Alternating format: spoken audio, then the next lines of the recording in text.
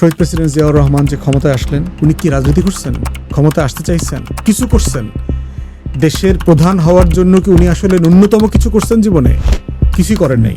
কিন্তু সিচুয়েশন, সার্কামস্ট্যান্সেসটা এমনভাবে তৈরি হয়ে গেছে যে ওইটার বাই ডিফল্ট উনি ক্ষমতা পেয়ে কিন্তু গেছেন। সমস্যাগুলো তো মজ্জাগতভাবেও ছিল। তাহলে সমস্যাটা কোথায়?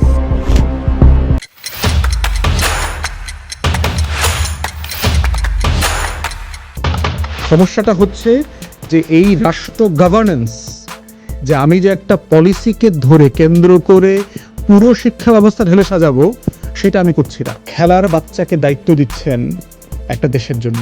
বাংলাদেশে মানে গত 56 বছরের ঐতিহাসিক যতগুলো ভুল আছে অথবা ব্যত্যয় ঘটেছে, এই রাষ্ট্রের সবচেয়ে বেশি ক্ষতি যারা করেছে তারা সবাই মোটামুটি সাবেক ছাত্রদের অংশ।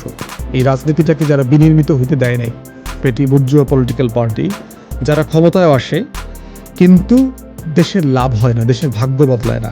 জি, কারণ হচ্ছে এই কাঠামোটাই হচ্ছে প্রবলেম্যাটিক। এই কাঠামোতে ভাইরাস আছে, যে জুলাইকে ভিত্তি করে, জুলাইয়ের আকাঙ্ক্ষাকে সামনে রেখে বাংলাদেশকে বিনির্মাণ করবার একটা পলিটি তৈরি করা।